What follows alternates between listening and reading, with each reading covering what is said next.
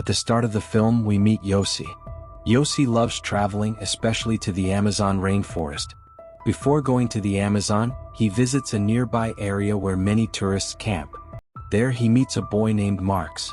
Like Yossi, Marx loves traveling and they quickly become good friends.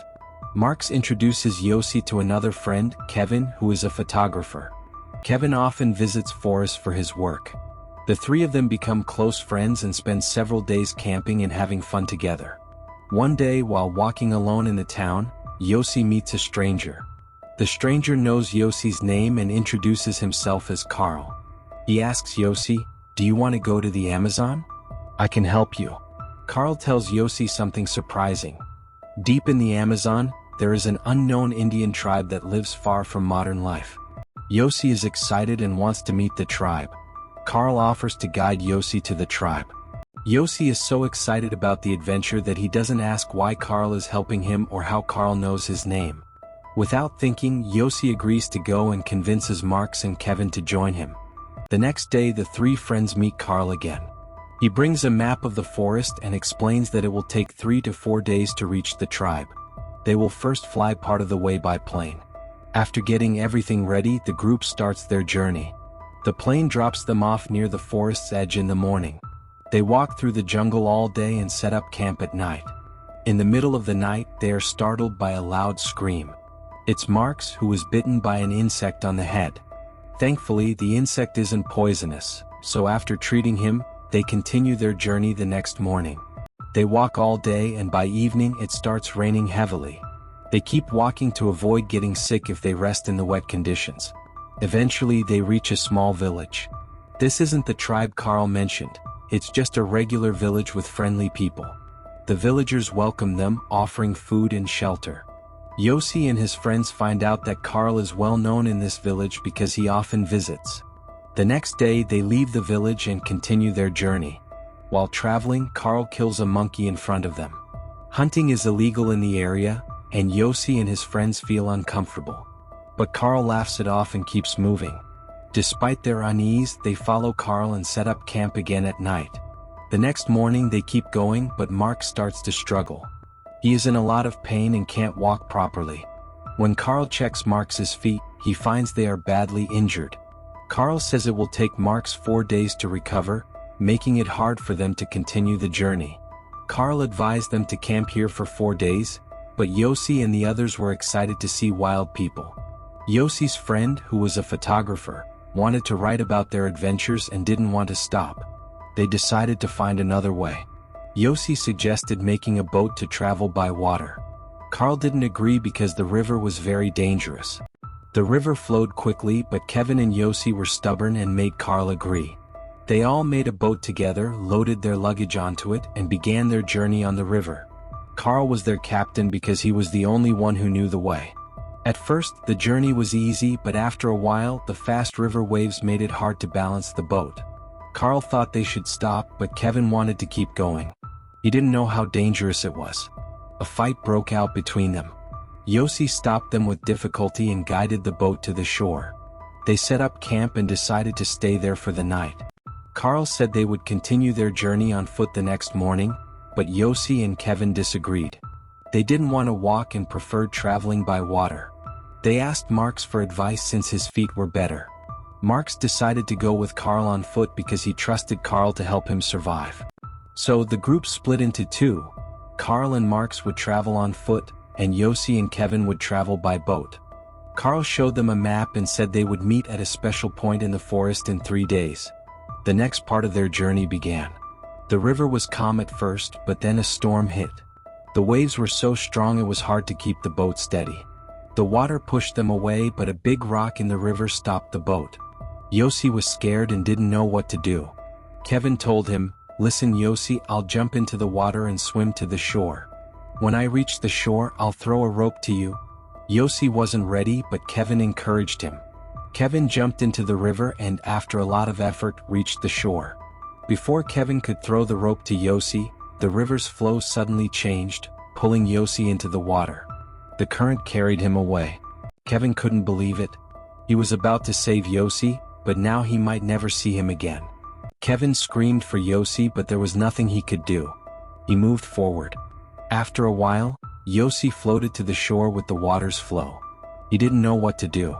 He saw his bag floating with him, grabbed it and took out a Bible. He started reading it. Carl had packed some survival medicine in the bag. Yossi took one pill which gave him strength. He started his journey through the forest alone, hoping to find his friends. After walking for a long time and seeing no way out, he looked at the map Carl had given him. Following the map's directions, he continued his journey. Along the way he found a fruit tree. He hadn't eaten in a long time, so he climbed the tree to pick fruit. But a snake was already sitting there and bit him. Thankfully, the snake's bite didn't harm him. The snake came down with Yossi, so he used a stone to attack the snake, killed it, and ate it. After this, he decided to rest for the night. During the night, he woke up to someone's voice. It was Marx's voice. He opened his eyes and saw Marx standing in front of him. Yossi was happy, but as he got closer, Marx disappeared. Yossi realized that it was just an illusion because he had been alone for so many days. Yossi was starting to lose his mind. As he tried to sleep, he felt that there was a wild animal nearby. He was right. Using his intelligence, he lit a lighter and sprayed gas behind it. The fire scared the animal away and he went back to sleep. In the morning, Yossi had a severe headache. When he touched his head, he felt blood. He realized there was an insect inside his head. There's a creepy scene where Yossi pulls the insect out by its tail. Now Yossi continued his journey. He found some bird eggs, broke them and ate them. A little further he found a place where the tribe used to live. They had left the place because of some danger. It was a good spot to camp, so Yossi rested for a while. His feet hurt a lot, and when he took off his shoes he saw they were injured. Blood was dripping from his feet. He had to stay there for the night, but in the morning he woke up with new energy to leave the forest. After walking a little, he saw footprints and thought they might be Marx's. He was happy and hopeful that he was close to his friend, but it wasn't Marx's footprints. The scene cuts and we see Kevin. He had been rescued by the villagers after floating to the riverbank. Once he was better, he met with an officer and asked for help to find Yossi, who was lost in the water. The officer listened to Kevin and sent a rescue plane into the forest. Yossi, still in the forest after 14 days, was starting to lose his mental strength. He heard a plane overhead and hope filled him.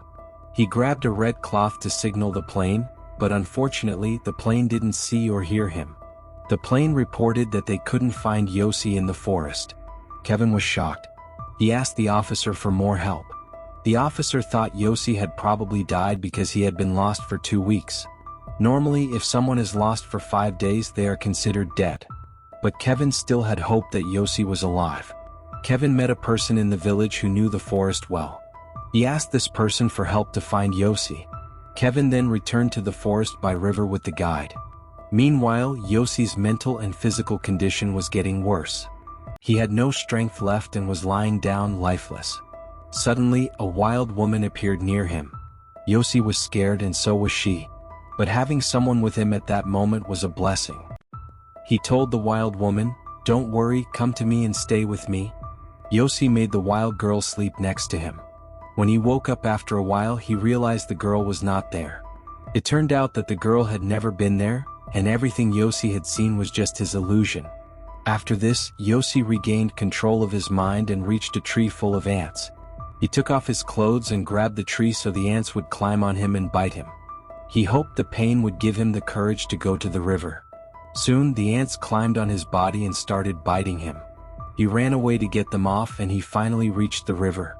After cleaning the ants off, he wrote the letter Y in the sand to mark that he was still alive. He thought that if Kevin found this sign, he would know Yossi was there. As Yossi sat there, a tortoise passed by. Yossi picked up a stone and tried to kill it to eat, but then he felt sorry for it and didn't kill the tortoise. Night fell, and Yossi realized he couldn't survive anymore. He felt like he didn't have the strength to move forward, and no one had come to rescue him yet. He thought he was going to die, and in this confusion he fell asleep. The next morning something good happened. Kevin came to the river looking for Yossi.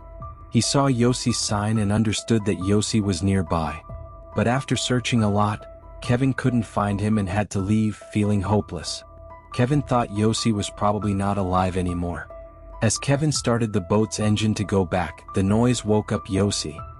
He called out to Kevin, but the noise of the waves and the boat made it impossible for Kevin to hear him. Yossi's last hope was gone. His friend had come so far to save him, but it seemed like fate was not on his side. Just then Kevin turned around and looked back at the forest. He didn't know Yossi was there, but he made a noise and asked the driver to turn the boat around. When the boat reached the shore, Kevin ran to Yossi and they hugged each other. It was an emotional moment. They both cried. Yossi was shocked to see Kevin alive and thanked God. Then they returned to their village. The villagers were amazed to see Yossi. If anyone could survive in the Amazon rainforest for more than 2 weeks, it was Yossi. They thanked God that he made it back. At the end of the story we learn about Carl and Marx. Carl was a criminal who had recruited Yossi, Kevin, and Marx to help him with his illegal activities. Yossi and Kevin were lucky to turn their lives around, but nothing was revealed about what happened to Carl and Marx. The film ends by telling us that it was based on real-life events, and Yossi's bravery inspired many.